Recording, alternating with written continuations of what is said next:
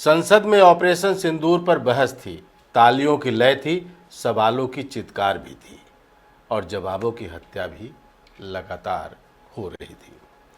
नमस्कार, मैं आपका डॉक्टर विजय शुक्ल। 29 जुलाई 2025 को भारतीय संसद में जो कुछ हुआ वह संसद के इतिहास में बहस के नाम पर एक बेहद योजनाबद्ध दृश्य निर्माण था। मंच था, लोकतंत्र था, किरदार थे, सत्ता और विपक्ष के प्रमुख नेता। पृष्ठभूमि थी ऑपरेशन सिंदूर की, लेकिन जो गायब था वह था सत्य का ठोस प्रतिरूप। संसद में यह बहस नहीं, एक राजनीतिक परफॉर्मेंस थी जिसमें तालियों का कोरियोग्राफ किया गया था, कैमरों का फोकस तय था, लेकिन जनता को बताने लायक योग्य जवाब नहीं थे। यह संसद उस शो में बदल चुकी थी जिसमें सवाल पूछने वालों को विलेन और तालियां बटोरने वालों को हीरो बना दिया जाता है। माननीय अध्यक्ष जी, विषय पर आने से पहले आपके माध्यम से सदन को और सदन के माध्यम से पूरे देश को ऑपरेशन महादेव जो कल एक हुआ है इसकी जानकारी देना चाहता हूं। ऑपरेशन महादेव में सुलेमान उर्फे फैजल जट अफगान और जिब्रान 3 आतंकवादी सेना, सीआरपीएफ और जम्मू कश्मीर पुलिस के संयुक्त अभियान में ऑपरेशन महादेव में मारे गए। गृह मंत्री अमित शाह ने जब यह ऐलान किया कि ऑपरेशन महादेव में 3 आतंकियों को ढेर किया गया तो लगा जैसे उन्होंने बहस की शुरुआत छक्का मारकर की हो। उन्होंने लय और आत्मविश्वास में बताया कि भारत अब सहन नहीं करता, जवाब देता है। मगर इस छक्के की गेंद विपक्ष के कटघरे में गिरते ही विपक्ष ने बल्ला नहीं, सवाल उठा दिया। ये आतंकी पहलगाम तक पहुंचे कैसे? क्या खुफिया तंत्र सो रहा था? हमला हुआ और घायल नागरिकों को तत्काल चिकित्सा नहीं मिली। क्या यही राष्ट्र की रक्षा नीति है? आदरणीय अध्यक्ष महोदय, मैं आपको धन्यवाद देना चाहती हूं कि इस महत्वपूर्ण मुद्दे पर आपने मुझे बोलने का मौका दिया। ये अलग बात है कि सत्ता पक्ष के लोग सब मेरे बोलने से पहले ही भाग गए। कल मैं सदन में बैठी हुई सबके भाषण सुन रही थी, तब भी ये बात बार बार मेरे मन में आ रही थी कि सारी बातें कर ली, ऑपरेशन सिंदूर की बात कर ली, आतंकवाद की बात कर ली, देश की रक्षा की बात कर ली, लेकिन एक बात छूट गई। उस दिन 22 अप्रैल 2025 को जब 26 देशवासियों को अपने परिवार के सदस्यों के सामने खुलेआम मारा गया, तो ये हमला कैसे हुआ, क्यों हुआ? प्रियंका गांधी ने जब यह सवाल उठाया तब सत्ता पक्ष के उत्साह में पहली बार हिचक दिखी। अमित शाह जो आमतौर पर विपक्ष को उनके ही शब्दों में घेरते हैं, आज सवालों के सामने संयत और सतर्क हो गए। अखिलेश यादव ने तो एक कदम आगे बढ़ते हुए कह दिया कि वो ऑपरेशन महादेव का समर्थन ही नहीं करते। मैं केवल इतना पूछना चाहता हूं कि जिन एयरक्राफ्टों को नींबू और मिर्च लगाकर के पूजा की गई थी, वो एयरक्राफ्ट कितने उड़े थे? यह कथन सत्ता पक्ष को बुरी तरह खल गया, लेकिन अखिलेश की आपत्ति उस व्यवस्था पर रही जिसमें एक ऑपरेशन को बिना आलोचना की अनुमति के परोसा जा रहा था। क्या कोई भी सैन्य कार्रवाई इतनी पवित्र होती है कि उस पर सवाल ना पूछे जाए? क्या यह लोकतंत्र नहीं, राष्ट्रवाद का एक उन्मत्त तमाशा बनता जा रहा है? तभी मंच पर आते हैं राहुल गांधी।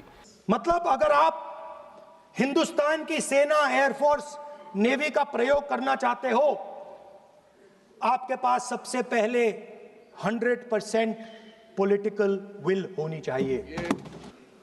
राजनाथ सिंह जी ने अपने भाषण में कल 1971 और सिंदूर का कंपैरिजन किया और मैं उनको याद दिलाना चाहता हूं, 1971 में पॉलिटिकल विल थी। इंडियन ओशन में 7th फ्लीट आ रही थी, हिंदुस्तान की ओर आ रही थी और उस समय के प्रधानमंत्री ने कहा हमें जो बांग्लादेश में करना है हम करेंगे, आप आ जाओ, जितना आना है आ जाओ, हम करेंगे। Political will without any confusion. Super power of the world is coming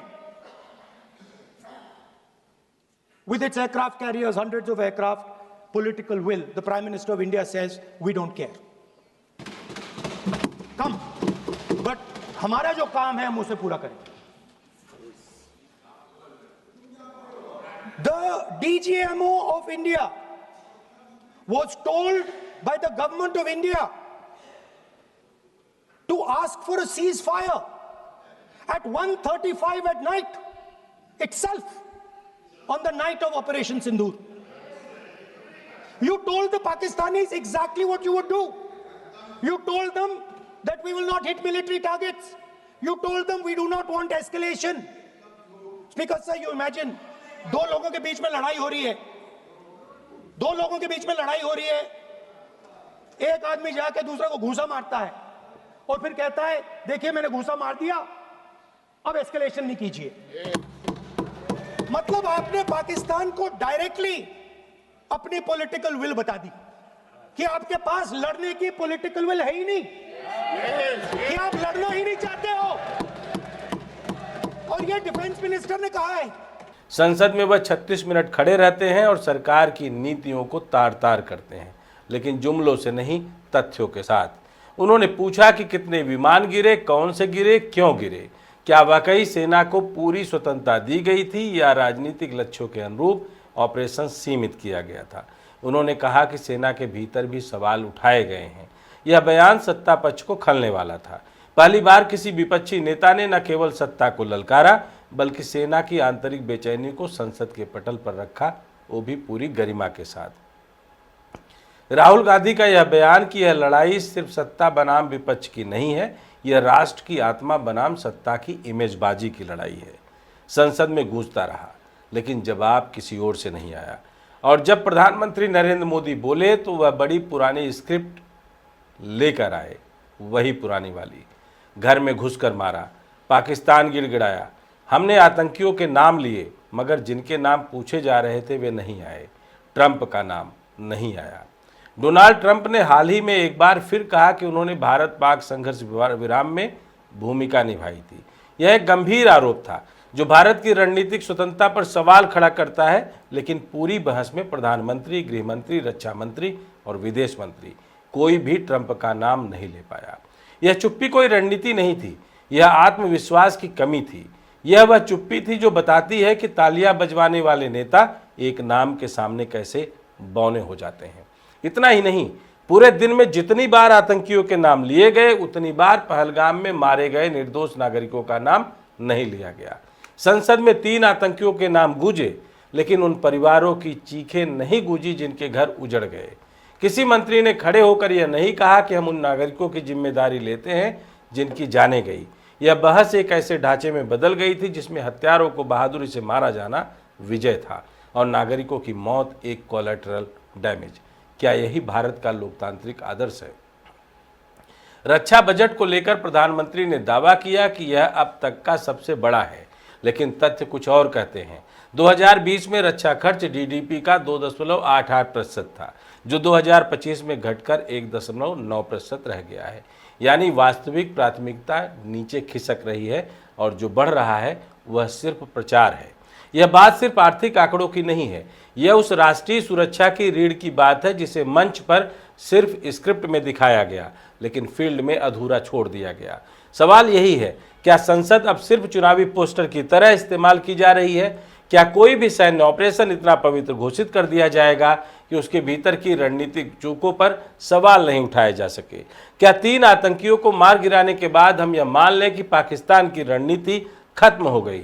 और अगर नहीं तो क्या हमने वाकई कोई अस्थायी विजय हासिल की या फिर एक अस्थायी राजनीतिक विजुअल बना लिया? बहस के दौरान विपक्ष, विशेषकर कांग्रेस और समाजवादी पार्टी, पहली बार मुद्दे पर एकजुट और धारदार नजर आए.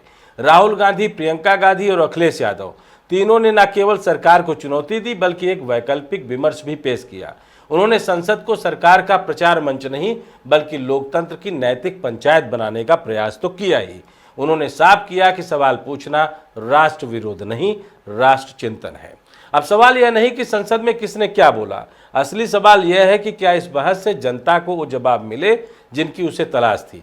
क्या ट्रंप के दावों पर भारत सरकार की कोई आधिकारिक स्थिति सामने आई? क्या ऑपरेशन सिंदूर की स्वतंत्र रिपोर्ट जारी की जाएगी? क्या संसद से बाहर निकलने के बाद सत्ता पक्ष इस बात पर विचार करेगा कि हड़तालियों की आवाज़ के पीछे एक सन्नाटा होता है जिसमें लोकतंत्र घुटता है। यह किसी सरकार के विरोध में कार्यक्रम चलाने का एजेंडा नहीं है, यह उस प्रणाली की चेतावनी है जो सत्ता की हर सफलता को जवाबदेही मुक्त बनाना चाहती है। संसद में जो हुआ वह किसी ऑपरेशन की सफलता का उत्सव नहीं था, बल्कि एक सवालों से जर्जर लोकतंत्र का पर्दाफाश था। और अगर इस पर्दे का समय रहते हटाने का कोई निर्णय नहीं लिया जाता तो अगले सत्र में तालियां तो फिर भी बजेंगी, लेकिन सवाल पूछने वाला शायद ही कोई बचेगा। जब संसद में सवाल पूछना राष्ट्र विरोध और तालियां ही राष्ट्रभक्ति बन जाए, तब समझ लेना चाहिए कि लोकतंत्र अब सिर्फ स्टेज शो है। और शायद भारत जैसे देश के लिए सबसे बड़ा खतरा यह नहीं कि दुश्मन देश हम पर हमला करेंगे, बल्कि यह है कि सवाल पूछने की परंपरा खुद देश के भीतर दम तोड़ देगी। यही ऑपरेशन सिंदूर का सबसे बड़ा जोखिम है कि हम जीत की घोषणा में हार के बीज बो रहे हैं और सत्ता की विजयी मुस्कान में लोकतंत्र की कराह अनसुनी रह जा रही है। कुल मिलाकर यह पूरी की पूरी बहस कहीं ना कहीं देश के लिए लोकतंत्र के अपने वजूद पर और सियासी हलके में विपक्ष के उठते सवालों पर सरकार के घिरने और उसके मिमियाने वाली भूमिका का प्रदर्शन जैसा लग रहा था।